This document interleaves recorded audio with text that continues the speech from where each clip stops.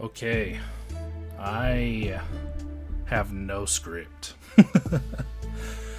This is my 2 cents, my opinion, how I perceive and play Gecko Moria, a guide that was requested by a very few, but something I wanted to try anyways and just try to make more content. Also, just help anybody who might need that kind of help or assistance, guidance in playing this deck. I am by no means some kind of expert, master, whatever. I don't claim any of that. I did place well at a regionals with it, but if you watch my videos, I lose plenty at locals.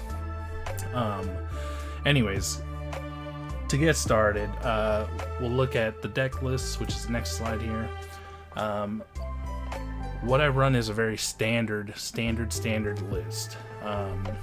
You can see here, we've got, it's very similar to what I ran at the regionals recently in Santa Clara, but I did make one major change, which was going with the full Thriller Bark package of 4 Sindri, 4 Absalom, 4 Perona, 4 Hogback.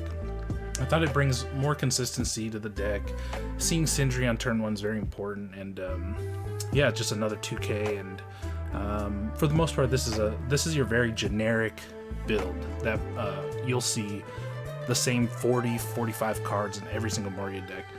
There are other variants out there, obviously, with the Rebecca Hina, very popular variant. You replace maybe a couple, like you could replace a Helmeppo, maybe cut a Borsellino, maybe cut an event, maybe cut some brand news, and fit in like a 2-2 line of Rebecca Hina. That's all up to the user, the preference, the player. It's whatever they like. For me, I really enjoy the pure build. It just adds that level of consistency, 4 of everything pretty much, right?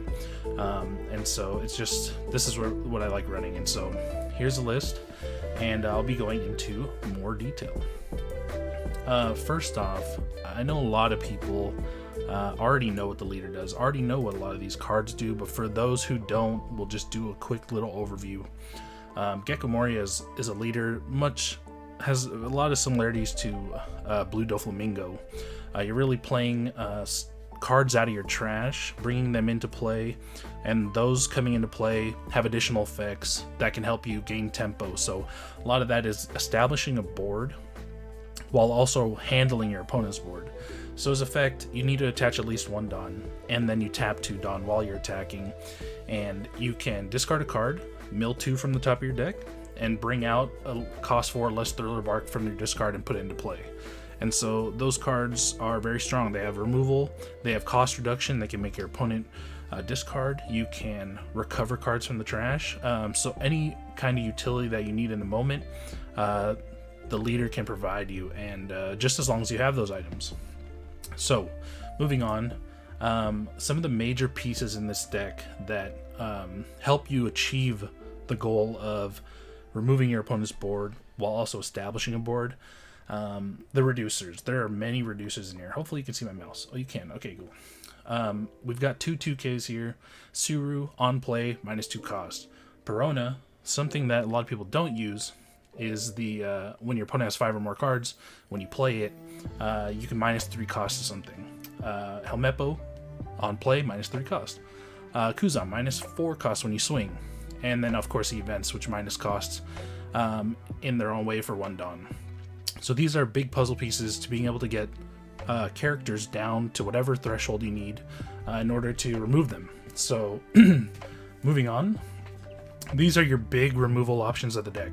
Actually, the only removal options.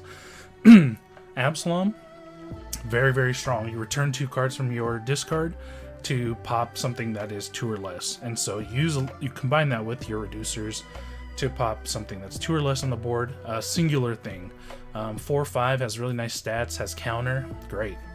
Rob Lucci, I'm sure everybody's very familiar. Return 3 cards, pop a 2 and a 1. And so you combine different effects from Helmeppo, Suru, all the reducers on the prior page. Combine that with Lucci, you can pop 2 things. It's just amazing. With the vanilla stat line, it's super broken. Gecko Moria, of course, enables you to do a lot of this all in one fell swoop while establishing a 9k body on the board. So he's not necessarily a remover himself, but he brings out removers, and he can also bring out Borsalino, Kuzan for the big pluses. But in this case, I just grouped him with the removal options because you typically will combine the playing of Gecko Moria with a Rob Lucci Absalom and a reducer of some kind. So that's why that's here. The next is what I would call more of utility. And these cards are like Borsalino. You know, it's a great blocker. It's immune to being KO'd by effects, which are great in the mirror match. It's a 6k blocker on your opponent's turn. It can be brought out by Gecko Moria. It's just really good. Some people argue it's like train wheels, whatever. I mean, I agree with that in some regard, but at the same time, it also is, it has its role, and it's good. It's good when it's good. At worst, it's a 1k counter. Sabo, amazing card, so good, so good in the mirror match. It's great against yellow. Can't get rested by anything with a 4-cost threshold. We know that those are very dangerous, like a Maru, Sugar, whatever, right? There's a lot of different things that can rest 4 drops, and Sabo just beats that threshold and also makes your board immune to being KO'd by effects. So very, very strong, and helps you advance Moria's game plan of like filling up your trash by drawing 2 and discarding 2. Sindri, a 2k, fantastic, but also can help you get your game going just by playing it on turn 1, milling 5 cards. Hogback, utility again, you can get the Moria set up for the big Moria play, recover a 2k if you need it, whatever. It's just more utility. Kind of doesn't really fall into the removal, right? Okay, so up next, this is just my little sloppy slide, but I kind of like it. These are your main combos that you'll be looking for going first, and I also have one for going second. But for going first, typically, your curve is 1, 3, 5, 7, 9, 10, obviously. But for the most part, if you haven't figured it out yet, Moria's effect costs a total of 3 Dawn. So whenever you're considering your actions with Moria, I like to, and again, this is just how I perceive the how to play the leader. I always like calculate 3 Dawn. I already put that aside in my head, or even physically, and look for what else I can do with the leftover Dawn. So for the most part, on your turn 1, you're basically just hoping you pull Sindri. Sindri is just so amazing to get the trash going. There have been games, especially in recent history, where I don't even know that I'm playing Thriller Bark anymore, because sometimes it's only Navy. And so getting the 5 right off the top, right from the get-go, helps you find Perona, helps you find Absalom, Hogback, whoever, to have a next turn on your swinging turn. So turn 1 Sindri, of course. On 3 Dawn, it's perfect. You get to swing and use your leader ability. Swing 6, bring out whatever you want. Perona typically is your favorite option here, or it's at least mine. Get them to discard before they take the damage, or before they have to handle a 6k swing. So they're at 5, which they typically are. They'll lose 1 card first, and then they have to deal with the 6k swing, whether they take it or they counter. So now they're down to 3 cards, right? So also, if they have some kind of body on the board that might be threatening, you could Absalom it. You could just bring out one of these bodies and just establish board for 3. You're cheating it out, right? It's a 4-cost unit. You're bringing it out for 3. Really, really good. On your 5 Dawn turn, you can do the same thing as your 3 Dawn, but you can actually, in addition, play out something like Brand New with the extra 2 Dawn, or a reducer like an event, or Suru, or whatever the other reducers are, and then combine it with the removal. Or if you want, you can just cheat out a Hogback by throwing something like a Moria and then recovering Moria. So there's like a lot of different combos that you can do on 5 Dawn. 7 Dawn is a really great turn as well, because with the 3 Dawn, so we separate 3, you have 4 left, which means you can hard play a 4-drop like Borsalino, like Perona, whatever you want on turn 4 Dawn. And you can basically get 2 bodies out on 7, right? And so 7 is a very strong turn to deal with their 6-drop. You can Ice Age something if you need to. You could, and the leftover Dawn can be put under your leader to swing for a bigger number, right? You can clear one of their bodies that they swung into you on the prior turn.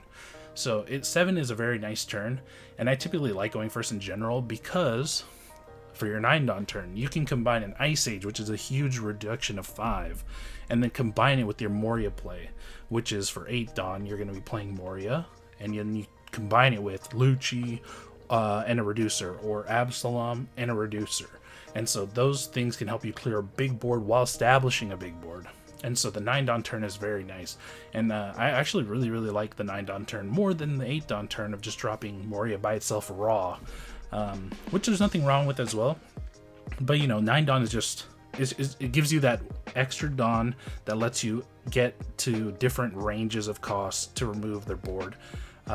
So typically you want to remove like their standing units, because you can swing into the rested units, right? Whether or not you clear it, you're at least getting a card off of them, whether it's removing that card from the board because you're swinging into it and they let it die, or you're getting a card out of their hand. Either way, you're getting a card. So it's really strong. And so that's typically your first turn curve. That's your ideal curve. Now you can deviate from this as much as you want, as much as you need, depending on what the opponent's doing, right? So if they have a board, maybe on your 7-Dawn turn, you want to swing like 3 or 4-Dawn over and then use your ability. You know, if you don't really have anything to play out, that might be a good play, and you can kill a unit on the board just by using your Dawn. So that's kind of where the versatility comes in. And so it's just really strong.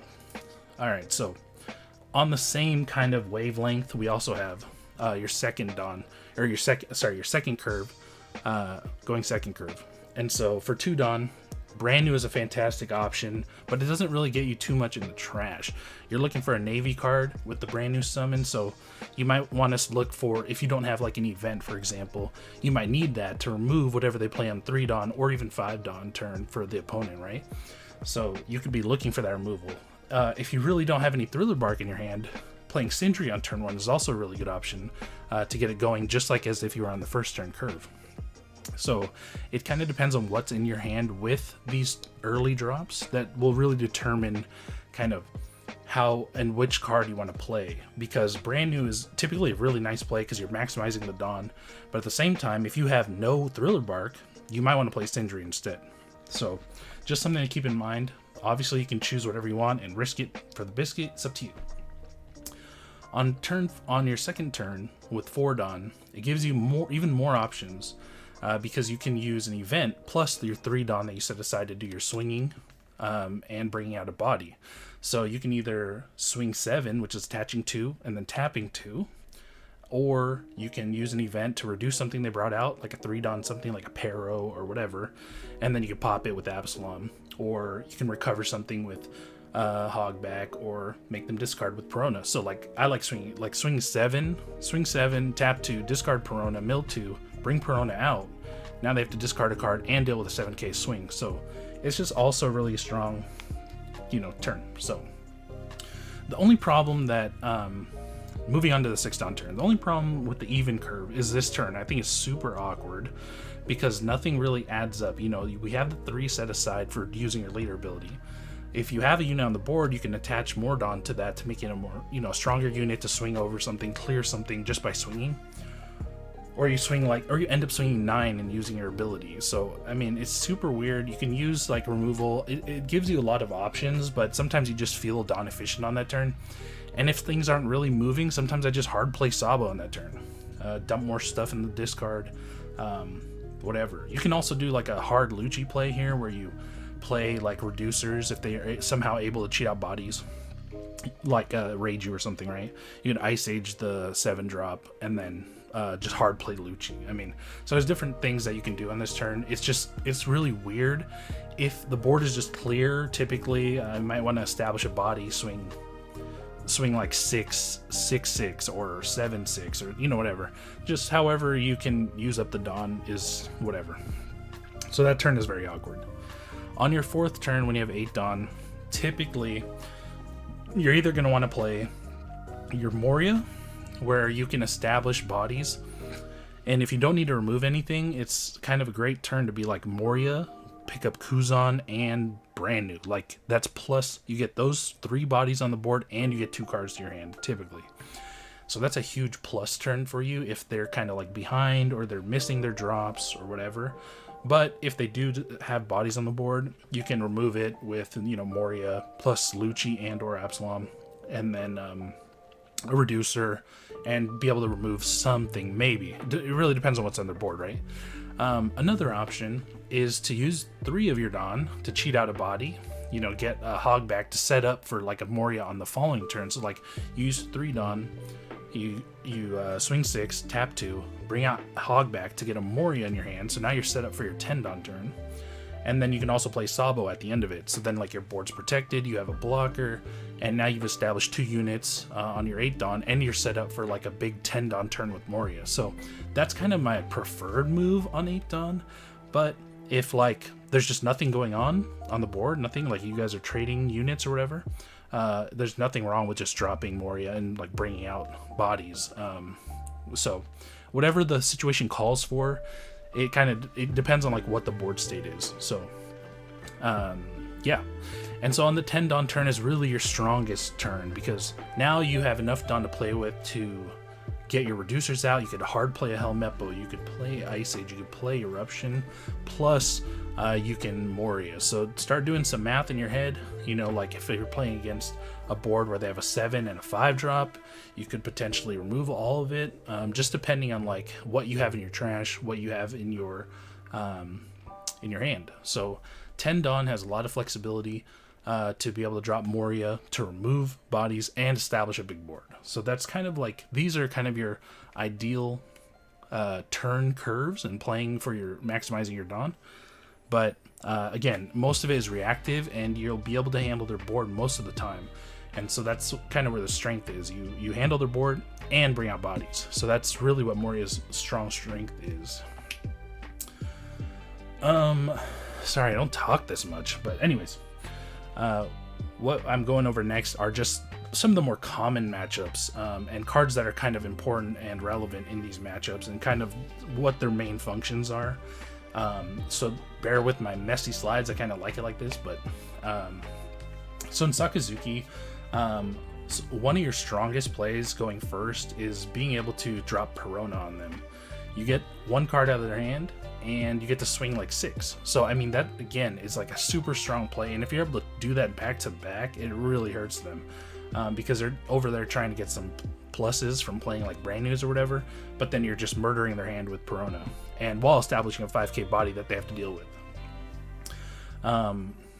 Great Eruption is a great trigger against Sakazuki, because it forces them to discard a card when they're kind of tight on resources in general. It's also just good to remove their 4 drops, because they're typically going Rebecca Inalucci, so you can go and play Eruption, which gets you to draw a card, and also reduce one of their units so you can set it up for removal using your leader ability. Sindri is very strong to get you set up there. Absalom is your big removal most of the time. Same with the Lucci. And of course, when it comes to the bigger turns, 8, 9, and 10 Dawn turns, whoever is able to be dropping Morias and removing Morias more typically wins the matchup. So look for the Morias, try to get them down when you can, and try to remove a body when you can, by comboing these different elements to be able to establish a big Moria and or bodies on your board while removing a body or 2 off their board. And so whoever's able to do those trade-offs efficiently, or the most efficient between you two, typically takes the match. And then knowing how to swing at the units is a big deal as well. Moria swinging at a Lucci is definitely going to clear, and if it doesn't, you got 2 cards out of their hand, right? So there's a lot of fundamentals that go into what you do with the Moria after it's established, and recognizing that if you have a Moria on the board and they couldn't deal with it the first time, what makes you think they're going to deal with a second one, right? So if you're able to keep one on the board for 1 turn, and then they take their turn and they can't remove it, oh man, you're in a good spot, right? Because they're not going to be able to deal with another one, and they're not going to be able to deal if you go even wider on the board. So just something to keep in mind when you're playing against Sakazuki. Try to recognize whether or not they're able to handle your board turn after turn with removal options like Houndblaze and the sword. I forget the name. The Rob Lucci event. Anyways, another thing to consider in the matchup, because they have so many bottom decking effects like Houndblaze, is to be careful when you're playing things like Absalom, especially if you don't have another one set up in the discard. You don't want to play it out too early just to establish a body or to kill like a brand new, when they haven't even used a Hound Blaze yet, right? Like, you want to be able to have your removal options available to you when a unit that needs to be removed gets removed. Like, you need to remove it. So when they play a Lucci or a Rebecca or both, you don't want to not have an Absalom. You don't want to not have a Lucci available to you. So keep in mind what they're bottom decking. Keep in mind what you have available to you. Don't just use them recklessly because you may need them in a later point in the game.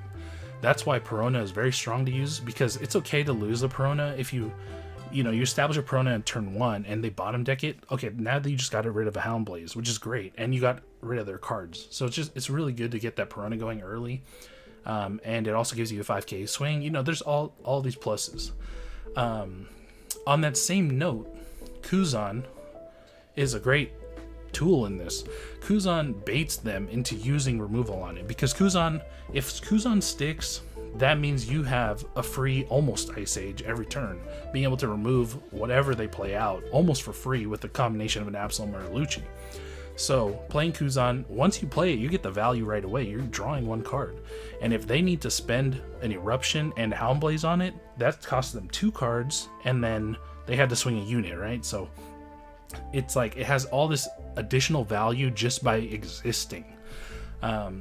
So that I think Kuzan is kind of a sleeper card that people don't really realize the big value of it, but it eats up their resources because they're scared of it. So it's just something to be conscious of. Sabo's also really good when you're seeing that they've already used all their Hound Blazes. They can't KO your board by effects. So that's also something to keep in mind. It's also a 6k attacker when you need it to be. So just another card that's very good in the matchup. I didn't put it on here, but Borsellino is also very good.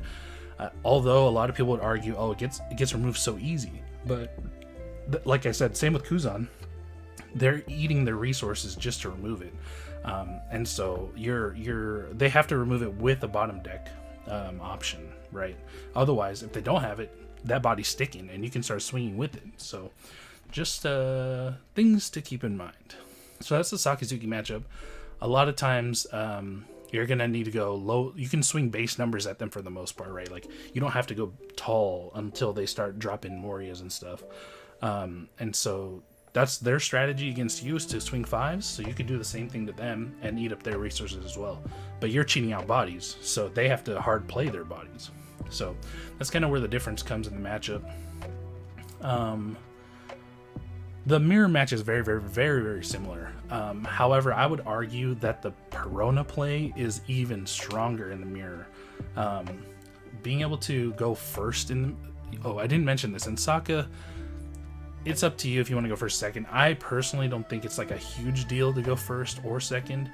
I think going first has its advantages and disadvantages. I really like the 9-Dawn play, like I said, being able to play like Ice Age to handle their Moria, and then kill it with your Moria is always really strong. And so anyways, back to the mirror match. In the mirror match, getting that Perona is very strong. And Kuzan, again, is the same thing. They need to be able to handle it, or it's a problem for them down the road. So it's kind of the same in general. The only thing that I would mention here is that Sabo and Borsellino have an even better functionality in the mirror match, because those units cannot be KO'd by effect, at least the turning play Sabo. Borsellino all the time. But those units particularly are super strong in the mirror because the only removal they have is to KO by effect. Like we reviewed, they only can use Lucci and Absalom to pop things and get them off the board. So if they can't be removed, those units stick. And so they gotta focus on their turn doing something else, which is typically establishing more board. So that means you get to swing while they're establishing that board. So if they're not in a very safe life healthiness, then you get to go and swing and put a lot of pressure on them. So those are a lot of big things there. I would say one of the big things that I face regularly in the Gecko mirror is who can remove their opponent's boards back to back, right? Whoever can do that back to back is typically going to win, because you're spending your Dawn to remove their board while establishing yours, and that's what they're doing too. So whoever can do that better will win that matchup. Moria is super strong in the end game. Keep that in mind as well, because if they don't deal with the first one, like I said, they're not going to deal with the second one. So Moria is very, very strong. Okay, a very popular matchup that I admittedly, luckily, don't have to face very often, but when I do, these are some of the key cards that I think are critical in the matchup, right? Kuzan. If they can't get rid of Kuzan via Gadatsu or Reject, then you're chilling, because that 7-mom is not sticking, that Katakuri is not sticking if they play it. Any big bodies are just, they're not staying. And you can just remove them for free almost. So Kuzan is very important to find and be able to play at the right time. Typically you want to play it like on your 6th Dawn turn, maybe right before a 7-mom comes down, because you'll be able to remove the 7-mom for free almost. Or even on an 8th Dawn turn, where you're just setting up to get, to set up for the 10-mom, if you get that far. I put Moria, the 8-drop on here, because typically you won't really play Moria that often. You have to be incredibly healthy to play Moria in this matchup. It's kind of bait, because you don't end up doing anything on that turn but establishing a board, and then they're on their 8, 9, 10 Dawn turn, 9 or 10 Dawn turn, and if it's 10, they're dropping Mom, and if it's on 9, they're dropping either another 7 or Katakuriing your Moria away. That's getting more popular, having like a 1 or 2 of Katakuri. And so if they put that away, it really hurts. All you did was end up playing like 2 units, like a 4 and a 2, and that's not very good for 8 Dawn. So just something to keep in mind, like if you whiff it on curve, like you're not able to play it on curve safely, just ditch that thing and use it for your leader ability or something, because when they start going into their top end with 10 moms, it's gonna be a wrap real fast. So don't rely too much on the 8-drop Moria play. That's kind of my tip with that. And the other thing is Sabo. Sabo's incredibly strong to dodge things like Amaru, right? And Thunderbolt, or any kind of removal that they need to get through for the last hits. So if you're able to establish like Sabo and Borsa on the turn, or like double Sabo, that's like super huge. And if they're already low, it lets you have that extra push for the next turn, right? So Sabo's a very important key there, and it also can't get rested by Amaru. So it's just something else that you need to be cognizant of. So the cards on the right are also cards that I think you need to be cognizant of. Reject, playing around Reject and knowing that it may come is very important, right? If you're at 1 life, consider that they may have Reject, and they may be able to turn on their Amaru with Reject. So just keeping them at 2 is typically a pretty safe bet. You don't always have to keep swinging at them. You can swing at their board, try to get cards out of their hand, and then keep them at 2 until you establish a board that's worth going for lethal with. So typically Sabo and Borsalino are big roles in that, so that you can set up and protect your board, getting some swings in to bring their hand down so that you can go for lethal on another turn. So anyways, another card to be wary of is Gadatsu. You don't want to play Kuzan on 4, because typically on 4 you're at 5 or 4 life, and so you don't want to tempt them with playing a raw Kuzan on 4 just because you're on 4, and then losing it to a Gadatsu when you only run 2, maybe 3 in some lists. And so you want to save that for a turn where you know that they're going to be playing like 7-mom next, or Katakuri next, because then they want to play like more top end, right? But then you'll be able to remove any of the top end that comes down next with the Kuzan. So they can't remove the Kuzan and play top end. So it's one or the other. They got to make a choice. So that's why Kuzan is incredibly strong in this matchup. And I have Linlin on here because if they get to 10 and you're not in a good state, it's very dangerous. Like you're going to have a hard time removing it. Like you need Ice Ages to remove it. And you can't fight at 12. Like it's not going to happen. Like you're not going to slam Dawn on your Moria to try to clear a 12 mom, right?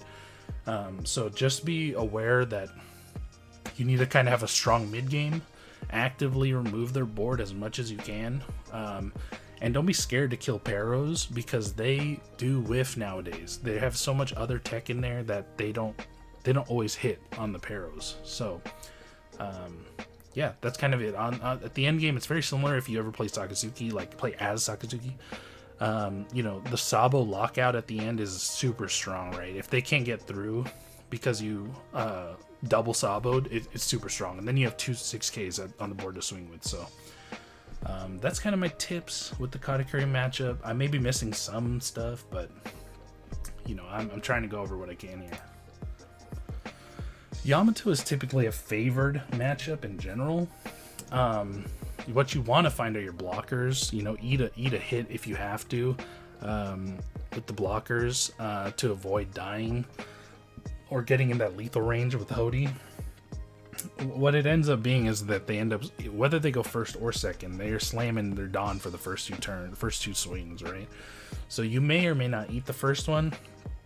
In my opinion, if all you have are 2Ks in your hand, then yes, you could like dodge the first one and use a counter. But if not, it's fine to get hit, because even if they hit 2 subsequent hits, that's 4 life. You're a 5 life leader, right? They still have to land, like they still have to do 2 damage after that.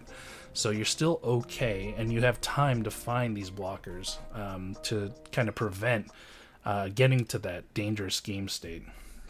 And so I put these cards on here because Hogback helps you look for more 2Ks, or like recover 2Ks, or get that Moria back in your hand to set up for that big turn when you're finally at 8 Dawn, 9 Dawn.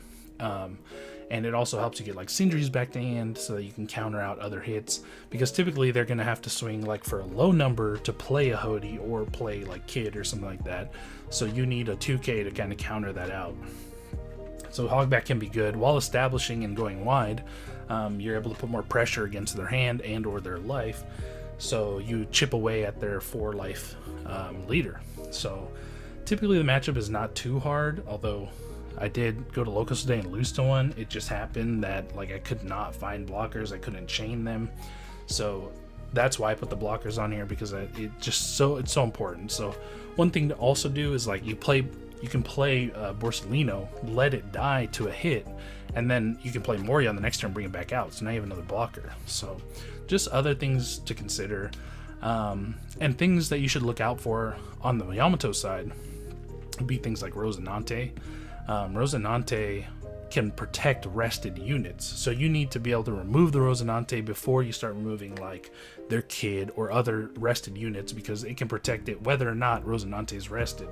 So you want to be able to pop the Rosinante with whatever you can, Absalom, Lucci, whatever, but you can't Lucci, pop a rested unit, and the Rosinante. Rosinante can save them both, so just keep that in mind. And then be aware that Hody Jones exists, and he's probably swinging 10 rush, because at that point when he's dropping Hody, you probably are 3 or less life, which turns on Yamato effect. So then he'll just attach 2 rested to it, so it's a 10 rush. So knowing that that's going to come to you as a 10 rush, you probably want to counter out of the Yamato hit, which is probably a 6K, maybe a 7 at most, right? So you want to counter that and then take 1 damage from the Hody rather than taking 2 from the Yamato. So just keep that in mind when they drop Hody, that a 10 rush is coming to you, not an 8. So do some mental preparation and math to get ready for that. And in rare cases, some Yamatos run Amaru, so again, be wary of that. If you have a lot of bodies on board, you don't have to bring them to 1 or 0. If you know that they're going to be swinging at you for game, you can play very defensively, set up a Sabo, set up a Borsellino, whatever, so that you can tank the hits and then just swing your whole board at them after. So just be aware that Amaru exists, but in general, when you start playing this matchup, you'll see that it is kind of favored for you because of your 5 life. You can take 2 hits from Yamato and still be okay. So yeah, that's the Yamato tips. For Reiju, I think most of the cards in Reiju are not really threats to you. You don't really care about the blocker, you don't really care about the bouncer, the blue guy, and you don't really care about Reiju. They're all super removable. They don't have very high attack. Combination of an eruption or whatever can easily handle that. Some of the key cards that I think are important against Reiju would be Perona again. Getting that early discard forces them to discard, and now they're low on cards people may say, oh, well, they'll throw Ichiji in the trash. Well, what if they don't have Ichiji, right? They got to throw something good. So getting them to discard lowers their hand, and then you may say, well, now their baby Reiju is active, so they can draw extra cards. Well, now you've forced them into that play, to play the Reiju, to lower their Dawn, to keep them further away from playing Judge, because if they get Judge down, it could be problems for you, and that's why that's on the screen. So, if you're able to get them to discard early in the game with Perona, it's good for you, because then they are more inclined to play Reiju to recover their hand, which Reiju is a highly removable card. It's a 4-drop, so 1 Eruption and an Absalom gets rid of that. It also only has 5k attack, so all your bodies that you're cheating out for free, not cheating out for 3 Dawn, you can swing 5s at it, milk their hand even further, or just clear the body, and just keep them on their toes, because they want to get to the Judge turn, and if they can't do it, then they're always kind of behind, right? And they don't have enough Dawn to like put big pressure against you. Their main pressure is going to come from Ichiji, and that's why this is on the board, or why it's on the slide. Ichiji dropping on their 4 Dawn turn is pretty painful, but if you're able to find an Eruption for it, it's not that bad, right? You bring it 7 down to 2, and then you can pop it with an Absalom. So finding an early game Ice Age or 2 really goes a long ways. It can help you remove the blue guy, that's a 5-drop, so you bring him to 0, or you can bring the Ichiji down to 2 and pop it that way too. So having that kind of removal early game is very important. I should have probably put those cards on the slide, but that removal, and then also establishing a Moria against them is also very strong. Like, they cannot handle a big body. So if you're able to survive, which typically you will be able to, survive till 8, 9, 10 Dawn, if you establish Moria plus bodies, they're trying to handle those bodies, but your Moria is unhandleable. They can't do anything against it. They have no removal, and it's just a big body. You're swinging 2k over an Ichiji, right? And I mean, that's like pain to them to be able to have to counter that out. And then at the end of the day, you may just remove it too. So Moria can handle all of their bodies. It can handle the blocker, the 6k, the Reiju, Ichiji, real easy. And so keeping them away from the Judge turn by forcing them to discard, like I said, is very strong. Just hoping, basically, if they get endless Ichijis on you, you weren't going to win that anyways, right? But being able to mitigate that damage and handle the Ichiji as fast as you can will keep you in the game longer, because that's just super pressure to swing 7k against you all the time for only 4 Dawn, right? So that's their main aggression. And so you can use Sabos. Sabos plus a 2k is a great blocker, and then you can also use it to swing. They only have 4 life, so it's kind of the same advantage that you have over any 4 life leader. Being able to get in, chip away at their life, chip away at their hand. They just have less life, so you're gonna outlast them in that regard. But being able to establish the big bodies, getting them to discard, forcing them to go into the Reiju plays and blocker plays are great for you, because they'll never hit the Judge turn. So now let's talk about if they do get to the Judge turn. If they do get to the Judge turn, you're going to want to use any removal you can to get rid of Judge and or, the units that you can't swing over. So if you don't have a Moria out, like, you're going to want to use all your resources to get rid of the biggest bodies on the board. Because you can use your other units to swing at their units, right? You can like attach 1 Dawn to a Perona, swing 6 at their 6, or swing at their 5, or whatever. So it's tough when the Judge comes down, especially if they have like 2 HP. So I don't know. It's just tough at that point. Like, if they're able to get Judge down, stuff wasn't really going for you in the beginning, anyways.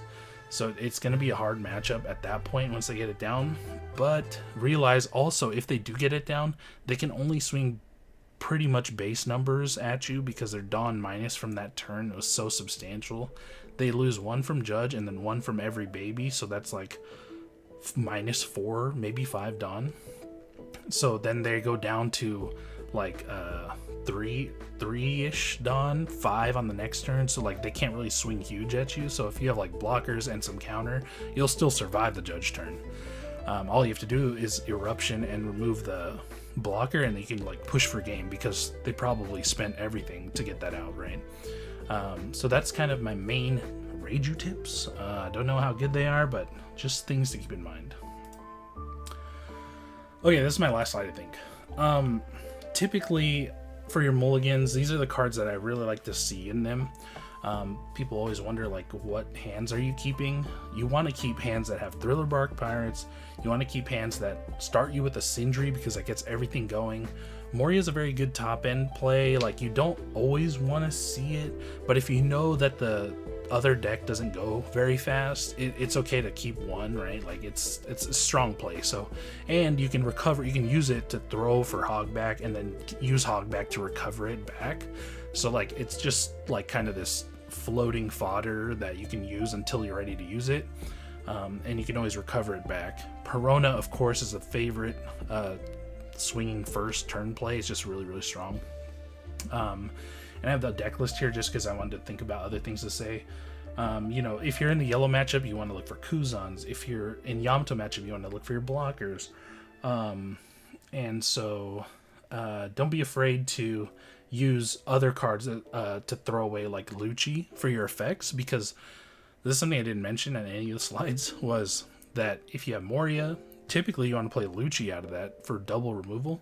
So Lucci needs to find its way into the trash, right? So you need to use that somewhere in your turn 1, 2, or 3, get that Lucci in the trash for your effect, and bring out a different body so that it's ready for Moria.